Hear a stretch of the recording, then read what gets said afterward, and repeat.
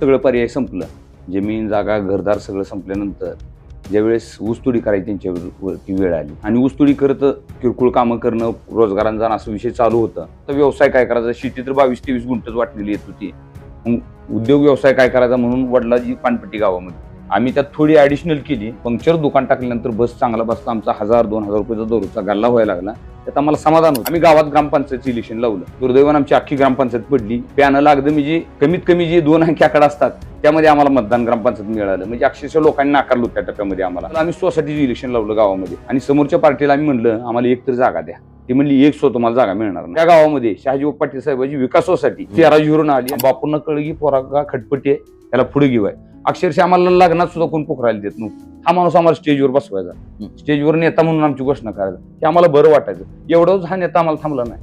उद्योग असू द्या, व्यवसाय असू द्या, आमच्या अडचणी असू द्या, आमचं दुखणं भाणं असू द्या, आमच्या सुखा दुःखाचं कार्य असू द्या, त्यामध्ये सामील हा माणूस होत गेला. माझ्यासारख्या एका धनगराच्या पोराला शिवसेनेचा तालुका प्रमुख केलं की आम्हाला विकास पाहिजे, आम्हाला प्रगती पाहिजे. आजही माझ्या भागातील लोक ऊस तोडीत आहेत. आमच्यातली तरणी बांडपोरं लग्न करतात, कारभारणीला घेते ती 6-6 महिन्याची 9-9 महिन्याची लहान बाळ ऊसाच्या फाळ्यात ठेवून ऊस तोडी लोक करतात. त्यांचं कोणालाच पडलं नाही. आजही माझ्या मातामाऊल्या वसायला जातात, डोक्यावरती मातीच्या पाट्या आहेत त्यांच्या. कुटुंब कंगाल झाली, व्यसनाधीनता आहे लोकांमध्ये प्रचंड. आणि ह्या लोकांना विकासाचं कोणच काय सांगत नाही. फक्त तुम्ही ह्या जातीचा आहे, तुम्ही ह्याच्या मागे गेलं पाहिजे, तुम्ही त्या जातीचा आहे, ह्याच्या पाठीमागे. आपण गावगाड्यात सगळी एकत्र राहणारी माणसं आहे, ही सगळी एकत्र गुणागोविंदांना आणतात. मग इलेक्शन आल्यानंतर जात का पुढे येते? इलेक्शन आल्यानंतर तुम्ही आपल्या लोकांना का जाणीव कोणाला काच होत नाही की आमचा विकास झाला पाहिजे? ठराविक वर्गानं म्हणायचं धनगर आमचा आहे, ठराविक वर्गानं मराठा आमचा आहे. आणि आमचं तर असं अडचण झालंय की आडकीतच सुपारी किंवा हिकडं आडन तकडे विहीर असते ना, अशा पद्धतीने आम्हाला क्रिएट केलं जातं. आम्ही धनगर समाजाचा आहे, मग काय बापूकडे जायचं नाही, आमचा विकास करून घ्यायचा नाही. आम्हाला जातीपेक्षा मातीचा विकास करणारा, मातीला न्याय देणारा आणि या तालुक्याचं नाव उज्ज्वल करणारा माणूस आम्हाला पाहिजे. आपला देश स्वातंत्र्य होऊन 75 वर्ष झाली. देश स्वातंत्र्य झाल्यापासून आज तागायत आमच्या लोकांना पाणी नव्हतं. सांगोल्यासाठी 2 TMC पाणी त्या काळामध्ये मंजूर झालं. त्याचं उद्घाटन सुद्धा तत्कालीन मंत्र्यांच्या वतीनं साळमुखच्या माळावरती झालं. नंतर ते पाणी झालं नाही. नारळ एवढं फुडलो साहेब त्या काळामध्ये लोक सांगतात.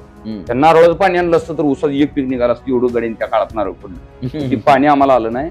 माझा नेता या तालुक्याचा आमदार झाल्यानंतर दुर्दैवानं आजारी पडले. खूप मोठं ऑपरेशन झालं. बापू 1 महिना कोमामध्ये होते. आणि एकनाथरावजी शिंदे साहेबांना कुणीतरी मेसेज दिला. 5-6 आमदार, बरेच मंत्री बापूंना भेटले की बापूचं काही खरं नाही, तुम्ही बापूंना भेटायला जावं. भेटायला गेल्यानंतर बापूंना विचारलं, बापू काही टेन्शन घेऊ नका, तुमचं काय कौटुंबिक अडचण असली तर मला सांगा, मुलाला एखादं काही उद्या सगळ्या गोष्टीला फेस. बापू खुदखन असले, तोंडाला नाकाला नळी होती. बापूंले साहेब काय सुद्धा मला होत नाही, फक्त माझ्या लोकांना उजनीचं पाणी तेवढं द्यावं लागतंय, मला दुसरं काय सोडून त्याकडून नको. आणि ते उजनीचं पाणी आमच्या 13 गावांना आहे. आता बापूंनी पाणी आणलं काय, फक्त बापूच्याच जाती माणसं पाणी पिणार राहणार देणार आहेत, बाकी कोणच घेणार नाहीत का? बापू हा 18 पगड जातील न्याय देणारा नेतृत्व. ईदगाह मैदानाची 50-60 वर्षी मागणी होती, अहो भिंत कुणी बांधून दिली नाही त्यावेळेस. बापूंनी 6 कोटीचा इराणी कारागार आणून 6 कोटीचा ईदगाह बांधलाय. मी चॅलेंज करतो, जिल्ह्यात असा कुठे ईदगाह नाही. विश्वरत्न डॉक्टर बाबासाहेब आंबेडकरांचं स्मारक 2 कोटीचं सांगोल्यामध्ये स्मारक आहे. आतापर्यंत कोणाला का सुचलं नाही ते स्मारक बांधावं. म्हणून आम्ही जातीपातीच्या पलीकडे जाऊन बापूंच्या पाठीमागे. महूत भागामध्ये कोणतंही गाव, कोणतीही वाडी, कोणतीही वस्ती किंवा कोणतंही घर असं नाही की त्या ठिकाणी शहाजीबाऊ पाटील साहेबांच्या आमदारकीचा लाभ मिळाला नाही.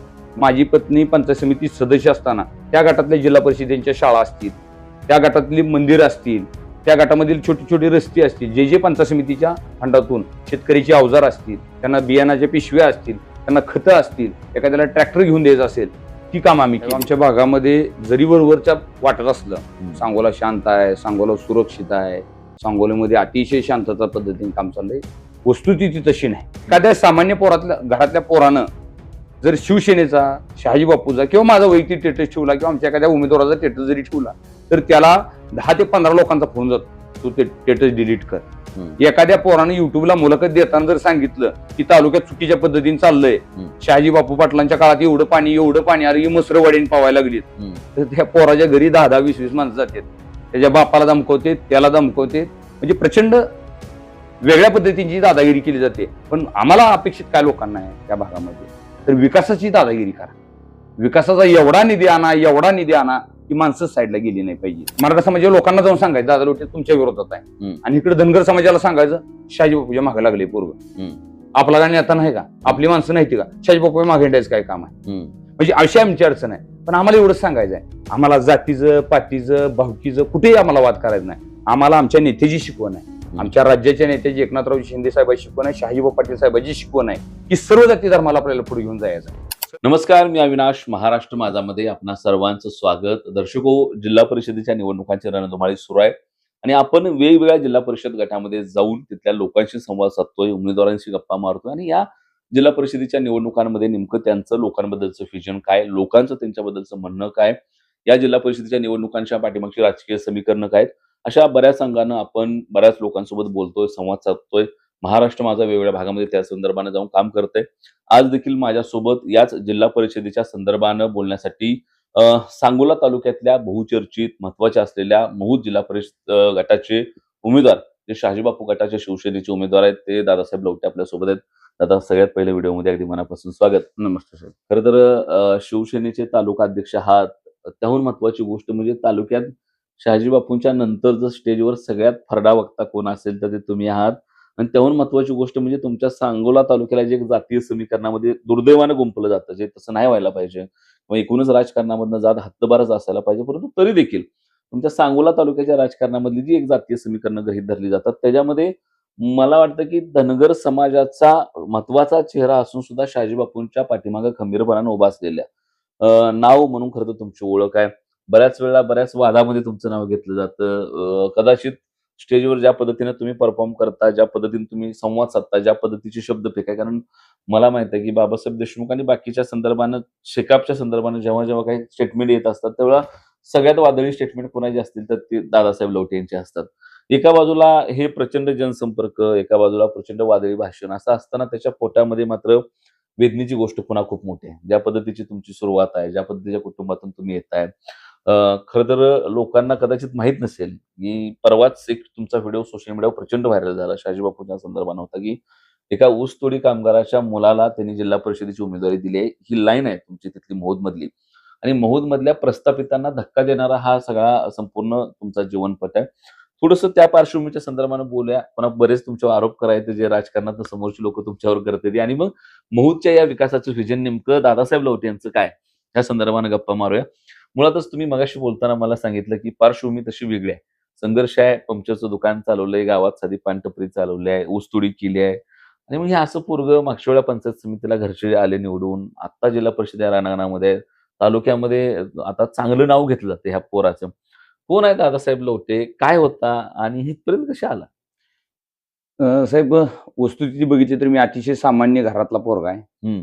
माझे वडील त्या काळामध्ये बीकॉम झाले होते. बर. पण दुर्दैवानं व्यसनाधीनतेच्या आहारी जाऊन एक पैलवान असणारा माणूस व्यसनाधीनच्या आहारी गेला आणि राजकारणात चुकीच्या पद्धतीने वावर त्यांचा झाला. वावर झाल्यानंतर सगळं पर्याय संपलं. जमीन जागा घरदार सगळं संपल्यानंतर ज्यावेळेस ऊसतोडी करायची त्यांच्यावरती वेळ आली आणि ऊसतोडी करत किरकोळ कामं करणं, रोजगारांना जाणं असं विषय चालू होतं. पण माझ्या वडिलांकडे प्रचंड डेअरिंग, प्रचंड धाडस होतं, आणि ते धाडस आम्हाला आमच्या वडिलांनी पाठीमागे काहीच आमच्यासाठी ठेवलं नाही, फक्त आमच्याकडं डेअरिंग आणि धाडस ठेवलं. आमची सुरुवात अशी झाली की मी BA झालो, D.Ed झालो आणि चांगल्या नोकरीच्या शोधत होतो. पण त्यावेळेस दुर्दैवानं D.Edच्या जागाच कुठं राज्य शासनानं 2011-12 साली खुल्या केल्या नाहीत.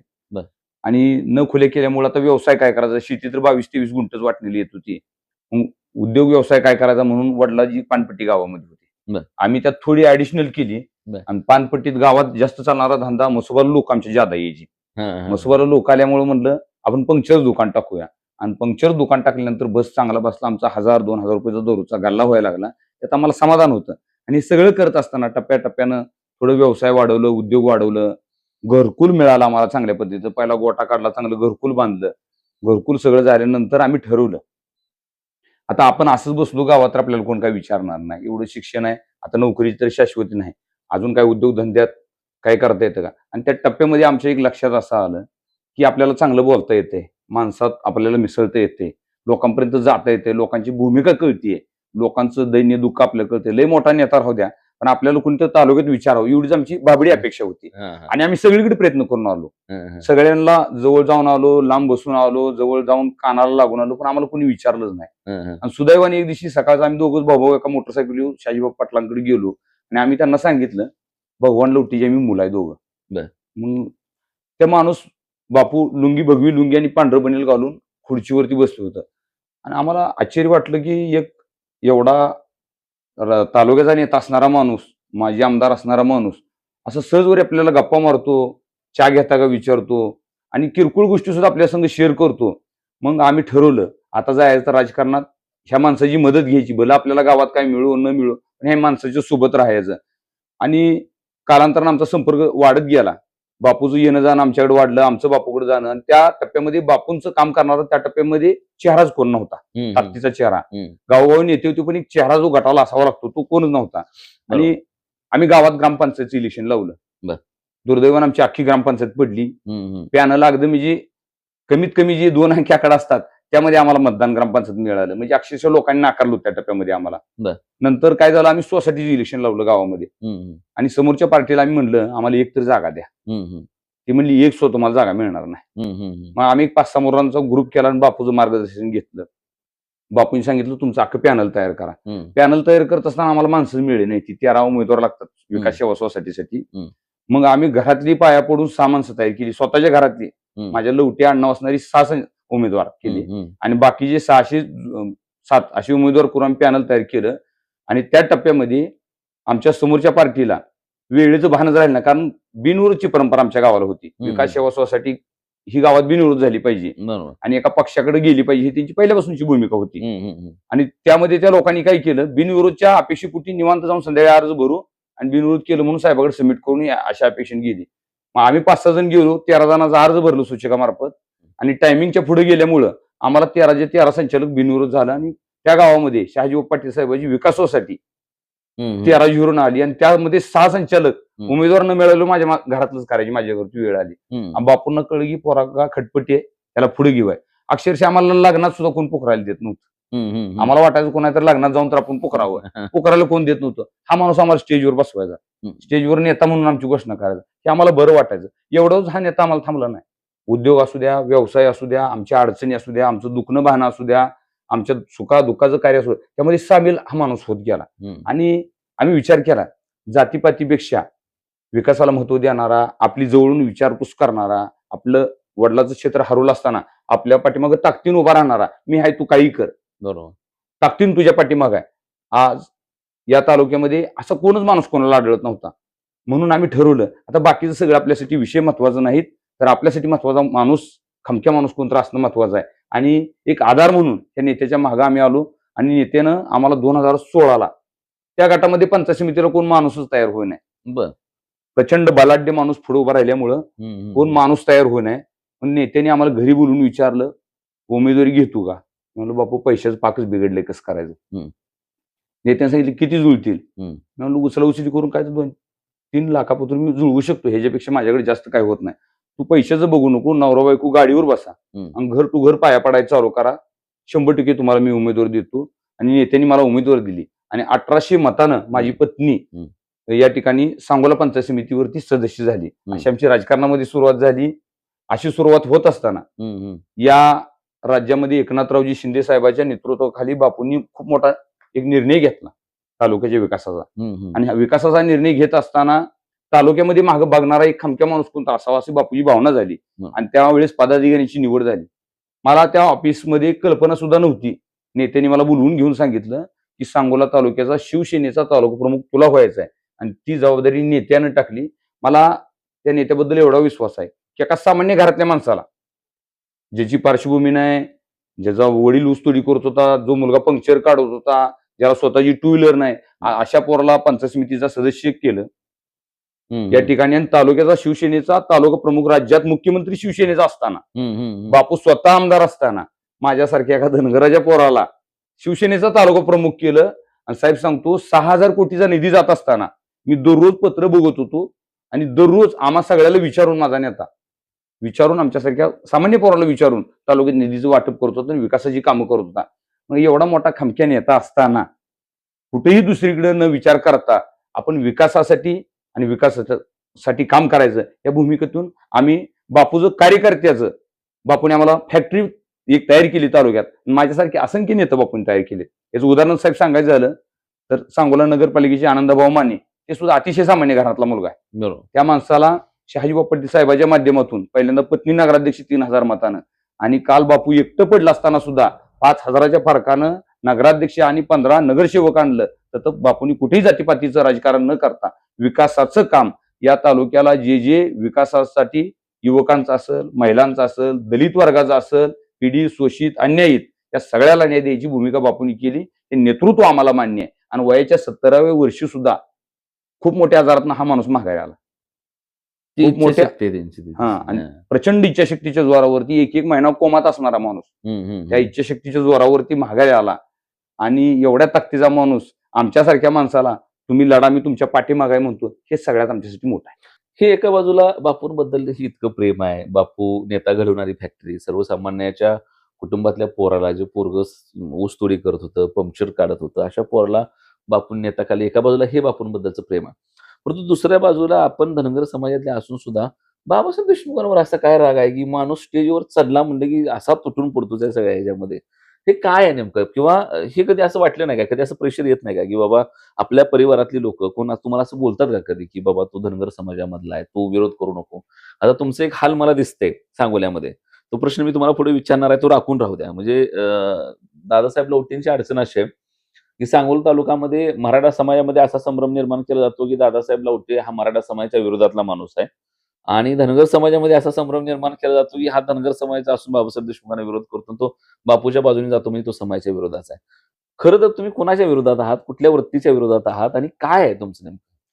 साहेब मी मगाच सांगितलं आपल्याला की आम्हाला विकास पाहिजे, आम्हाला प्रगती पाहिजे. आजही आम्ही या ठिकाणी मुलाखत चालू असताना माझ्या भागातली लोक ऊसतोडीत आहेत. आमच्यातली तरणी बांडपोरं लग्न करतात, कारभारणीला घेते ती 6-6 महिन्याची 9-9 महिन्याची लहान बाळ ऊसाच्या फळात ठेवतात. ऊसतोडी लोक करतात. त्यांचं कोणालाच पडलं नाही. आजही माझ्या मातामाऊल्या वसायला जातात.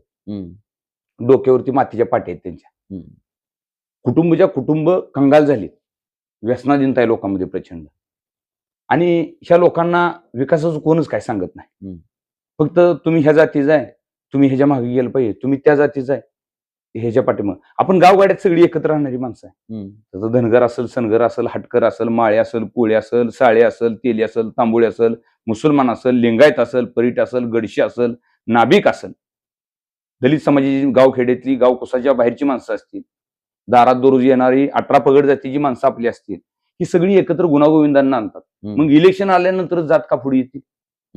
इलेक्शन आल्यानंतर तुम्ही आपल्या लोकांना का जाणीव कोणाला काज होत नाही की आमचा विकास झाला पाहिजे, आमचा जीवन जगण्याच्या पद्धतीत बदल झाला पाहिजे, आम्हाला चांगलं रस्ते मिळलं पाहिजे, आम्हाला चांगली लाईट मिळाली पाहिजे, पिण्याचं स्वच्छ पाणी मिळालं पाहिजे, शाश्वत विकास झाला पाहिजे. आम्ही आज संघर्ष करतोय, आज रात्रंदिवस काम करतोय, आमच्या पुढच्या पिढ्यांना दिवस चांगला आला पाहिजे असं लोकांना वाटलं पाहिजे.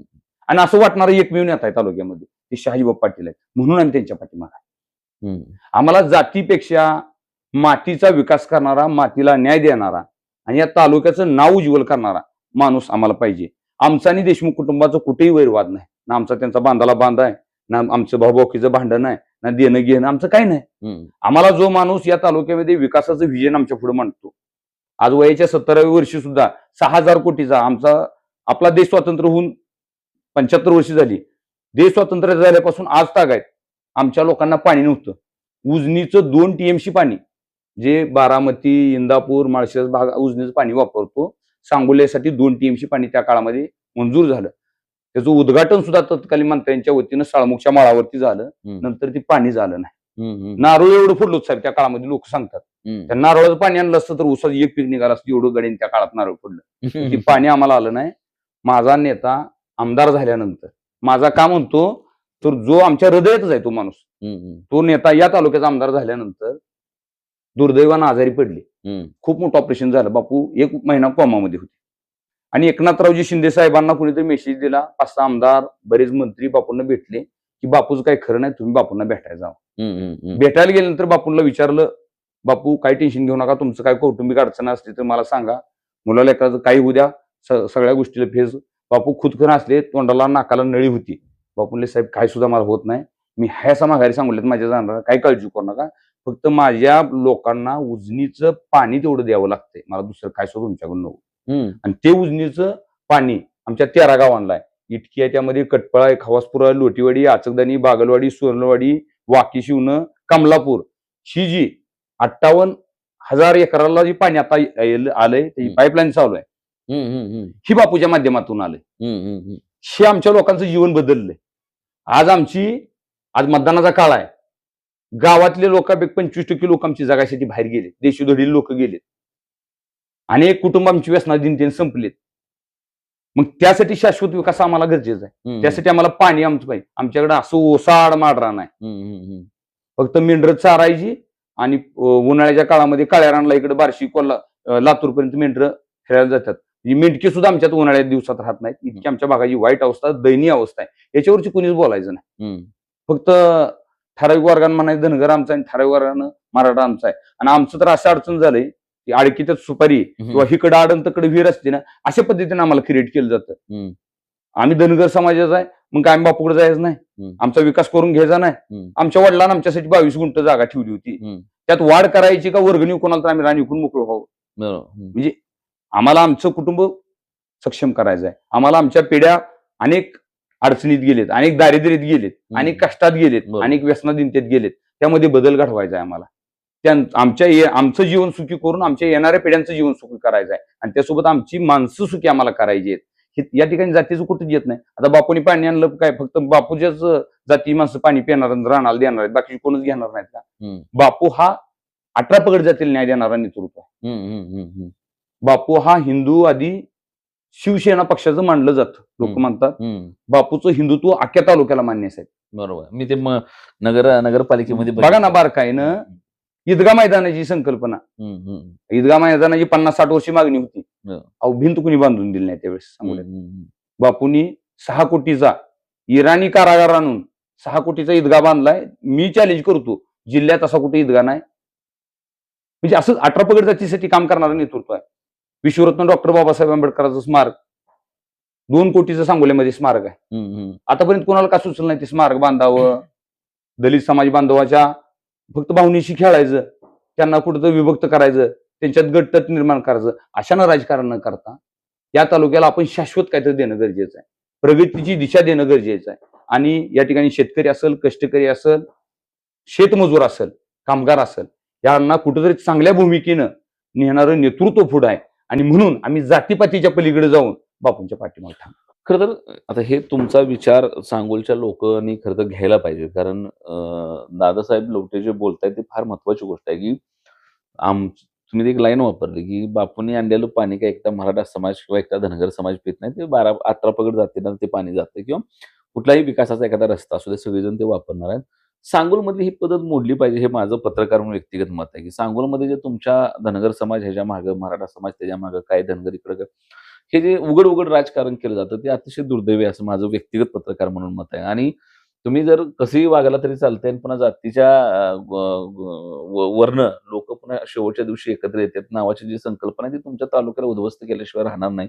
माझं व्यक्तिगतरित्या मत आहे, जे तुम्ही देखील बोलून दाखवलं. आणि जातीपातीच्या पलीकडे जाऊन आमच्या लेकरा बाळाच्या पोटापाण्याच्या प्रपंचाच्या पुढच्या भविष्याच्या दृष्टीनं काम करणारा नेता कोण, हा विचार 100% नेत्यांनी केला पाहिजे.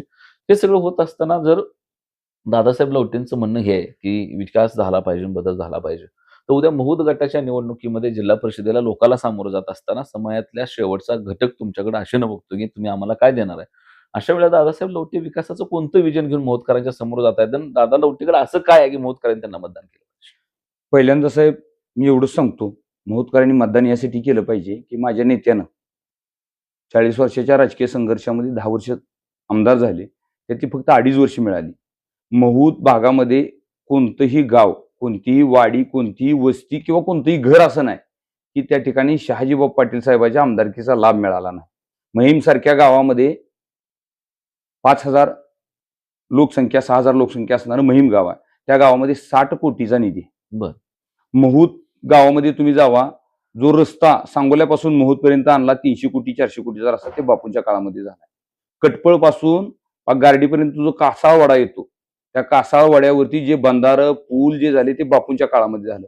महिम भागामध्ये कटपळ गावामध्ये तलावांची कामं झाली ती बापूंच्या काळामध्ये झाली. पिण्याच्या पाणी योजनेची कामं जी झाली ती बापूंच्या काळामध्ये झाली. लोटीवाडी सारख्या गावामध्ये 36 कोटीचा निधी. खवसपूर गावामध्ये साहेब मान नदीवरती पूल टाकून सांगली आणि सोलापूर जिल्ह्याचं कनेक्शन जोडण्याचं काम बापूंनी 10 कोटीचा पूल खवसपूर गावामध्ये.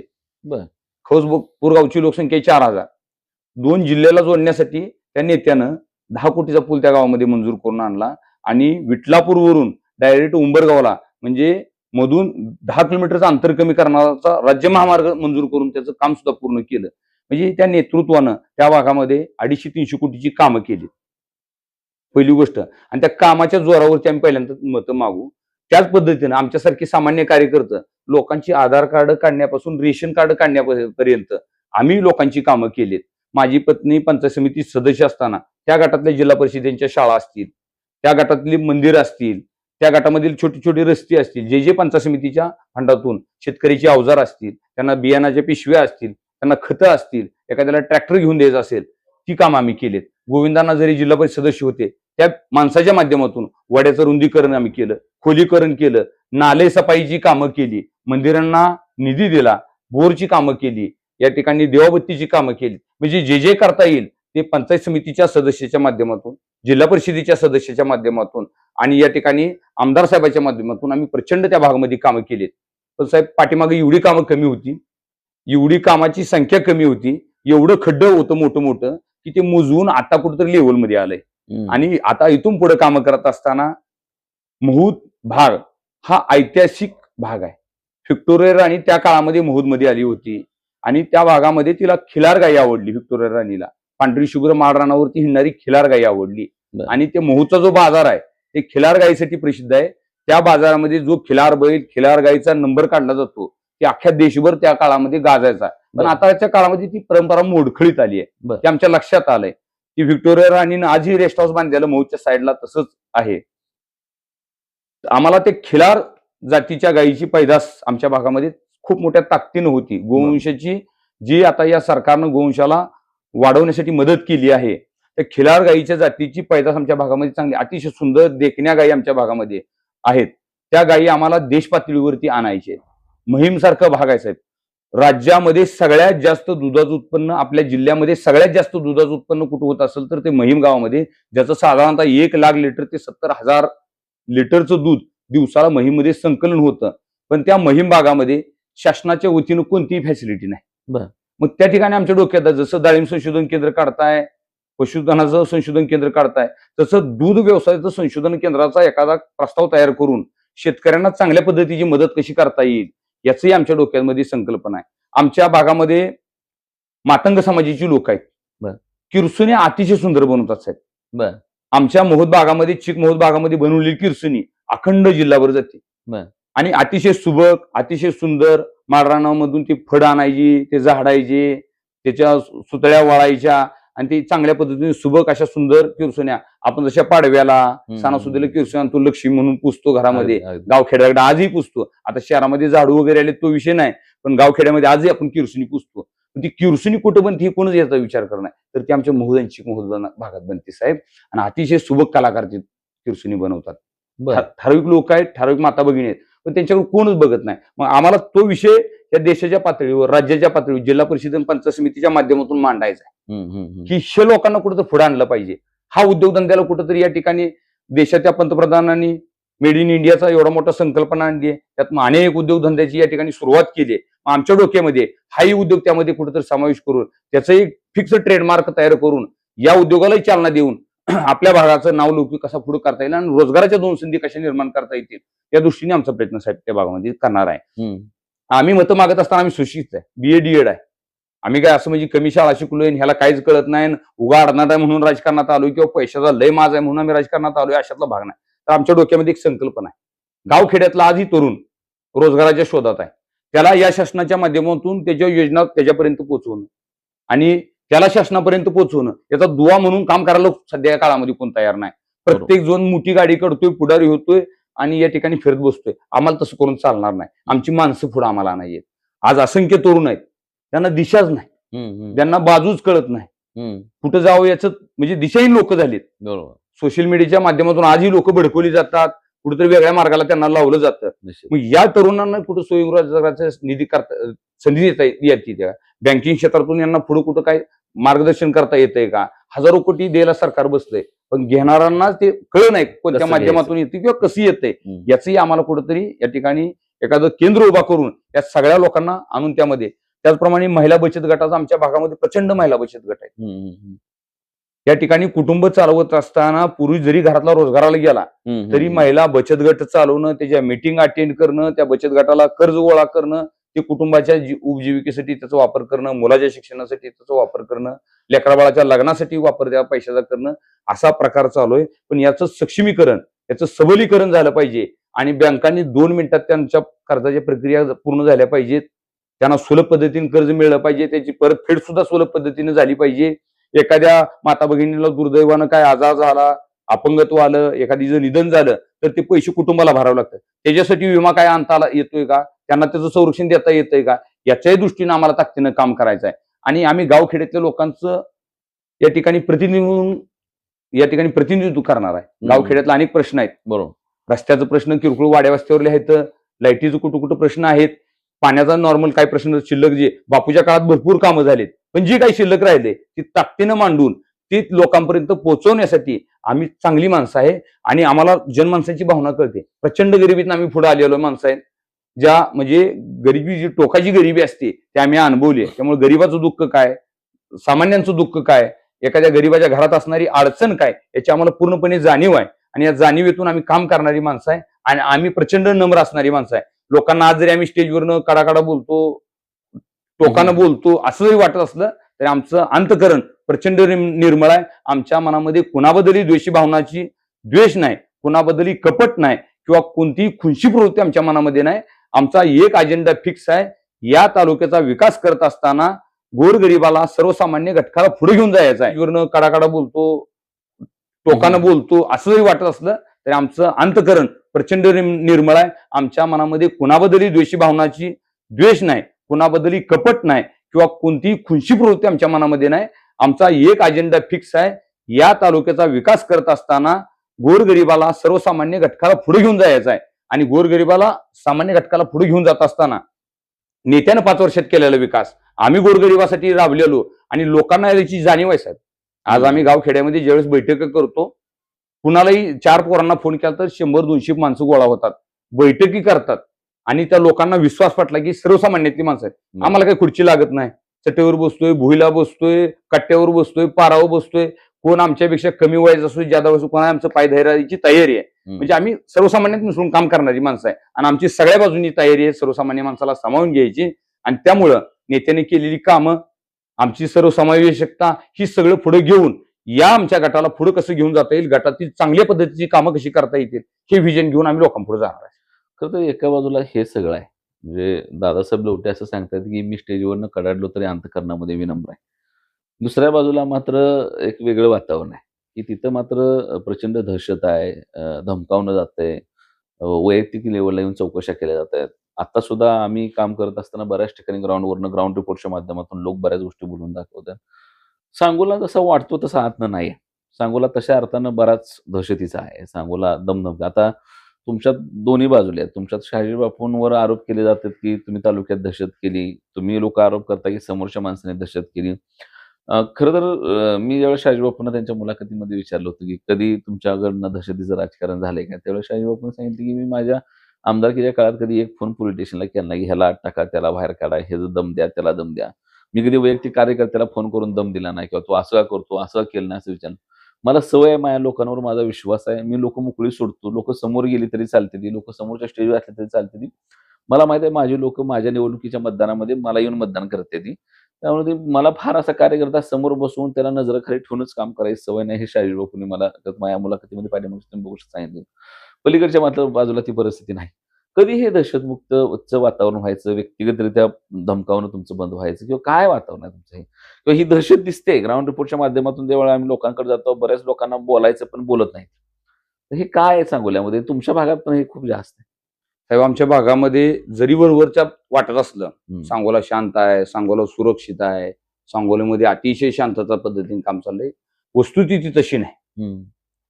आम्ही गेली 10-15 वर्ष बापूच्या माध्यमातून काम करतोय. खूप मोठ्या निवडणुकीला कधी आम्हाला वैयक्तिक सामोरं जायची वेळ आली नव्हती. पण गेल्या 6 महिन्यापासून त्या गटामध्ये, भागामध्ये, गावामध्ये फिरत असताना आम्हाला गावोगावची पोरं, जाणती माणसं, म्हातारी माणसं असतील किंवा गावातून तालुक्याला जाणारा युवक वर्ग असेल, दररोज भेटतो. आम्ही दररोज बघतोय साहेब. आजही महिम भागामध्ये, आमच्या कटपळ भागामध्ये, चिकमोहद भागामध्ये जर आमच्या पै पाहुण्याच्या एखाद्या पोरानं आमचा स्टेटस ठेवला, तर 5-6 गाड्या त्या घरी संध्याकाळी येतात. पहिला स्टेटस डिलीट करायला होते. त्याच्या बापाला सांगतात, पोराला नीट समजावून सांग, चुकीच्या माणसाच्या संपर्कात आहे ती. मग त्याला वाकडं कसं चाललं जातंय, त्याच्या बाजावर रस्ता अडवला जातोय, त्याचं दूध डेअरीला जाताना वाकडं तिकडं बोललं जातंय. आज दादाला उठी आहे, उद्या तुमच्या संघटना आहे, परत एकदा निवडून गेला का तुमच्याजवळ येणार नाही, अशा पद्धतीने सांगितलं जाते. आणि आजही आमच्या गटामध्ये गावच्या गुत्तच्या गुत्त माणसांचा आम्हाला येऊन भेटतात आणि सांगतात, आम्ही तुमच्या पाठीमागे, फक्त आम्हाला उघड करू नका, उघड केलं तर आम्हाला त्रास होईल. याच्यापूर्वी साहेब आम्हाला वैयक्तिक अनुभव आहे. मी पंचायत समितीचा सदस्य, माझी पत्नी झाली. गावात एका जर लग्न असलं, अख्ख्या लग्नात सगळ्या वॉर्डाचं फेटं बांधून व्हायचं. पहिल्यांदा सरपंच व्हायचे, विद्यमान चेअरमन व्हायचे, परत माजी सरपंच व्हायचे, परत सदस्य व्हायचे आणि सगळ्या शेवटी पंचायत समिती सदस्य व्हायचे. आम्हाला समजायचं नाही, म्हणजे पंचायत समिती सदस्य तर पहिल्यांदा सत्कार व्हायला पाहिजे होता, आमचा शेवटी व्हायला. परत आमच्या एका कालांतरानं लक्षात आलं की बापूच्या पार्टीत असल्यामुळे आपल्याला हा त्रास सहन करावा लागतो. आणि आज तोच मोहद गटामध्ये विषय चालू आहे साहेब. एखाद्या सामान्य घरातल्या पोरानं जर शिवसेनेचा, शहाजी बापूचा किंवा माझा वैयक्तिक स्टेटस ठेवला किंवा आमच्या एखाद्या उमेदवाराचा स्टेटस जरी ठेवला, तर त्याला 10 ते 15 लोकांचा फोन जातो, तू ते स्टेटस डिलीट कर. एखाद्या पोरानं युट्यूबला मुलाखत देताना जर सांगितलं की तालुक्यात चुकीच्या पद्धतीने चाललंय, शहाजी बापू पाटलांच्या काळात एवढं पाणी, अरे मसरं वाढीन पावायला लागलीत, तर त्या पोराच्या घरी 10-10, 20-20 माणसं जातात. त्याच्या बापाला धमकवते, त्याला धमकवते. म्हणजे प्रचंड वेगळ्या पद्धतीची दादागिरी केली जाते. पण आम्हाला अपेक्षित काय लोकांना आहे त्या भागामध्ये, तर विकासाची दादागिरी करा. विकासाचा एवढा निधी आणा की माणसं साईडला गेली नाही पाहिजे. बरोबर. असं न होता फक्त तुम्ही त्या माणसाला सपोर्ट करताय किंवा त्या माणसाच्या सोबत जाताय. आमचा अजेंडा सर्वसामान्याचा असेल. सर्वसामान्यासाठी कामं करतो, लोकांना आवडतं. लोकात आम्ही बसतो, लोकांना आवडतं. लोकात मिसळतो, लोकांना आवडतं. त्यांच्या चांगल्या कामात त्यांनी बोलवू न बोलवू, पण त्यांच्या वाईट काळात आमच्या कानावरला त्याच्या बाका प्रसंग आलाय, तर आम्ही सर्व ताकदीनिशी त्याच्या पाठीमागे जाऊन उभं राहतो. ते लोकांना आवडतं. मग लोक आम्हाला त्यांचा हिरो समजतात. आणि लोक भावनेच्या भरामध्ये, आम्ही सांगत नाही कोणाला आमचं स्टेटस ठेवा, आमचा व्हिडिओ ठेवा, आमचं इंस्टाला टाका, कमेंट टाका, असं कोणाला सांगत नाही आम्ही. आणि आमचा तो पिंडही नाही. जाहिरात करणं हा आमचा बिलकुल पिंड नाही. आम्हाला आवडत बी नाही. आम्ही अतिशय सामान्य घरातली पोरं आहे. पण दुर्दैवानं काय होतंय, पोरं भावनेच्या भरामध्ये ठेवतात आणि त्याचा त्रास अख्ख्या कुटुंबाला, अख्ख्या गावाला, अख्ख्या भाऊकीला, अख्ख्या पै पाहुण्याला सोसायची वेळ येते. ती घरात नाही तर त्याच्या पाहुण्याला, त्याचा जावाई कुठं हुडकते ती, त्याचा सासरा कुठं हुडकते ती, त्याची बहीण कुठे दिली हुडकते, तिची आत्या कुठं आहे हुडकली जाते आणि त्याच्याकडून त्याला त्रास दिला जातो. ते डिलीट कर, ते थांबव, नाही तर 2 दिवस गाव सोडून जा कुठं तर, वातावरण शांत असतं. म्हणजे चुकीचं आहे ना. हे जाणवतंय म्हणजे खाली प्रचंड जाणवतंय साहेब, प्रचंड. काय करायचं ह्या सांगोल्याचं? मला साध्या फोनपेक्षा व्हॉट्सअप कॉल जादा येतात. रेकॉर्ड नको म्हणून. रेकॉर्ड नको, ह्या भीतीपोटी लोक साधं कॉल करत नाहीत, व्हॉट्सअप कॉल करतात मला. अंडर करंट असं आहे, प्रचंड करंट आहे साहेब. प्रचंड लोकांना जाणीव झाली, प्रचंड अन्यायाची चिड आहे माणसामध्ये. मग ती कुणी गावातल्या प्रस्थापित पुढाऱ्यांनी केली असेल, गटाच्या प्रस्थापित पुढाऱ्यांनी केली असेल किंवा तालुक्याच्या नेत्यांनी केली असेल, पण लोकांमध्ये प्रचंड उद्रेक आहे. लोकांना जाणीव झाली आहे की आसपासच्या भागापेक्षा आपल्याला मागे ठेवलं, आपलं मताचा वापर केला, आपला समाजाचा वापर केला, पण आपल्याला त्याच्या मोबदल्यात काहीच दिलं नाही. हा पोरगा देऊ शकतो, चांगल्या नेत्याच्या संपर्कात आहे, राज्यामध्ये त्याच्या पाठीमागे खमके नेता आहे, केंद्रामध्ये राज्यामध्ये सरकार आहे, आणि हा पोरगा दलिताच्या, सर्वसामान्याच्या व्यथा मांडतो, गरीबाच्या मांडतो, शेतकऱ्याच्या मांडतो, कष्टकऱ्याचे मांडतो. जिथे जिथं अन्याय होईल तर पक्ष पार्टी आम्ही बघत नाही साहेब. कुठं कोणत्याही माणसाचा चांगला प्रश्न असेल तर त्याच्या पाठीमागं आम्ही पक्ष, ती कुठल्या पक्षाचा आहे, कुठल्या जातीचा आहे, कुठल्या धर्माचा आहे, कुठल्या वंशाचा आहे, कुठल्या भाऊकीतला आहे, ह्याचा कुठे आम्ही विचार करत नाही. चांगलं म्हणतो ते पूर्णपणे आम्ही ताकदीने उभा राहतो. एखाद्या गरीबाच्या पोराला शिक्षणाची गरज पडली, आम्ही काय लय मोठ्या घरातलं नाही, तर 1000-500 रुपये त्याला आम्ही मदत करतो. लय मोठी मदत करणार. एखादा दवाखान्यात असला आणि त्याला 2 रुपयाची अडचण असली, आम्ही स्वतः बसून मुख्यमंत्री सहायता निधीचा अर्ज भरतो. स्वतः बसून या ठिकाणी राज्याच्या ओईसीडीने आम्ही आरोग्य विभागाच्या फोन करतो, जिल्हा रुग्णालयात फोन करतो. म्हणजे आमची तळमळ आहे, आमची धडपड आहे की आपल्या माणसांना न्याय मिळाला पाहिजे, गावखेड्यातल्या माणसाला न्याय मिळाला पाहिजे. ही माणसं जातीपातीत आपल्याला वाटून चालणार नाहीत. ही गाव खेड्यात गुन्ह्या गोविंदान राहणारी माणसं आहेत, एकामेकावर अवलंबून राहणारी माणसं आहेत, एका ताटामध्ये जेवणारी माणसं आहेत. याच्यामध्ये आपल्याला भेद करून चालणार नाही, याच्यामध्ये आपल्याला वाटणी करून चालणार नाही. तर या सामान्य माणसाला न्याय द्यायची भूमिका कोणीतरी घेणं गरजेचं आहे. ती आमच्या नेत्यांनी घेतली. म्हणून आम्ही ठरवलंय की ताकदीनं या सगळ्या वर्गाला एकत्र घ्यायचं. ही दादागिरी दहशत एका टप्प्यानंतर पूर्ण तालुक्यातून मोडून निघल. आणि तालुक्याला माहितीये कोण दादागिरी करते, कोण दहशत करते, कोण दडपशाही करते, कोण वेगळ्या पद्धतीचे समीकरण आखते, कोण कोठा प्रचार करते. आज आमच्याबद्दल प्रचार चालू आहे. त्या भागामध्ये माझा प्रचार, माझी अडचण प्रचंड करायची चालू प्रयत्न आहे. तालुक्यातनं ठराविक लोक येतात, या गटातील लोक येतात. दादा लोटे मराठा समाजाच्या विरोधात आहे, दादा लोटे मराठा समाजाच्या विरोधात आहे. मराठा समाजाच्या लोकांनी म्हणायचं, मराठा समाजाच्या लोकांना जाऊन सांगायचं दादा लोटे तुमच्या विरोधात आहे. आणि इकडे धनगर समाजाला सांगायचं शहाजी बापूच्या मागे लागले पोरग. आपला गाणी आता नाही का, आपली माणसं नाही का, शहाजी बापू मागे हिंडायचं काय काम आहे. म्हणजे अशी आमची अडचण आहे. पण आम्हाला एवढंच सांगायचं आहे, आम्हाला जातीचं पातीचं भावकीचं कुठेही आम्हाला वाद करायचं नाही. आम्हाला आमच्या नेत्याची शिकवण आहे, आमच्या राज्याच्या नेत्याची एकनाथराव शिंदे साहेबांची शिकवण आहे, शहाजीबाबू पाटील साहेबांची शिकवण आहे की सर्व जाती धर्माला आपल्याला पुढे घेऊन जायचं आहे, सर्व जाती धर्माला न्याय द्यायचा आहे. जातीपातीच्या राजकारणात अडकलो तर सर्वसामान्य माणसांचा विचार कोणी करायचा. गाव कसा बाहेर जाणारे असंख्य लोक आहेत, असंख्य समाज आहेत, त्यांचा विचार कोणी करायचा. हा सगळ्या सर्व समावेशी विचार करून सगळ्याला न्याय द्यायच्या भूमिकेनं आपल्याला राजकारण करायचं आहे. आणि ही दडपशाही दादागिरी एका टप्प्यानंतर, माझा शब्द आहे की एका टप्प्यानंतर या तालुक्यातली दादागिरी दडपशाही जे चुकीच्या पद्धतीने सगळं चाललंय ती थांबणार आहे. आणि सांगोल्याला जाणवलं हे थांबवणं गरजेचं आहे. सांगोल्यात बघितलं साहेब आपण की सगळ्या दादागिरीला दहशतीला लोकांनी कंटाळून या ठिकाणी आनंद भाऊला बापूच्या माध्यमातून पुढे आणलं. म्हणजे निश्चितपणे लोकांना आता विकास गरजेचा आहे. आणि मला विश्वास आहे त्या गटातील आमच्या भागातील लोकांना आता विकास पाहिजे. ती लोक विकासासाठी वसईतून, मुंबईतून, पुण्यातून असंख्य पोरं, असंख्य जाणती माणसं माता भगिनी फोन करतात.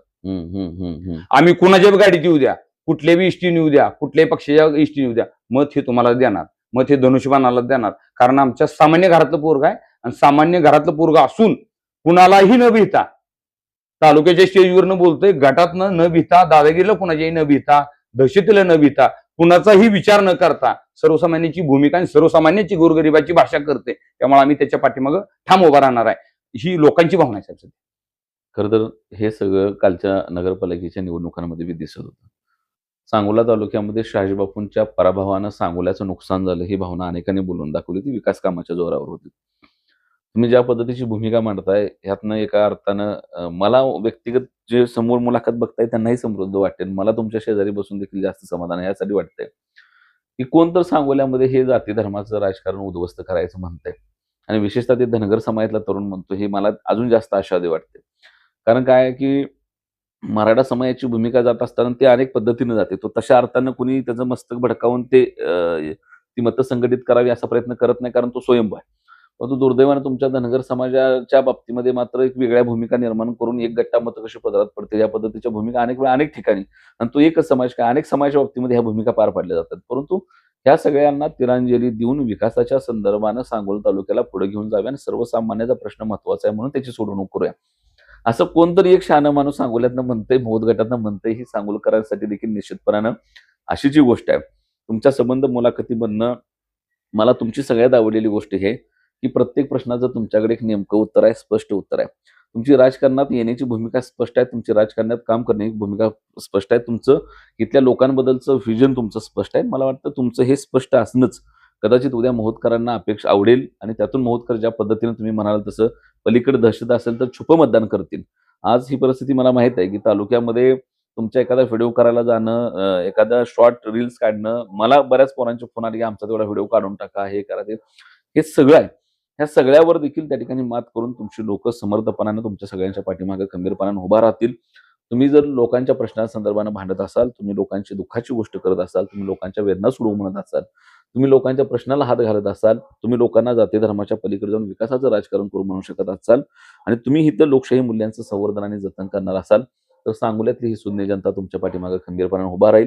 प्रचाराला अवघ्या 8-9 दिवस आहेत. या काळामध्ये लोकांपर्यंत पोहोचून तुम्ही जी भूमिका मांडता त्याला लोक कशा पद्धतीचा प्रतिसाद देतील यावरून तुमचा विजयाचा जो काही निकाल आहे तो ठरेल. तुर्तास आमच्याकडून तुम्हाला शुभेच्छा. या धावपळीतून तुम्ही आम्हाला वेळ दिला त्याबद्दल धन्यवाद. धन्यवाद साहेब. जय महाराष्ट्र.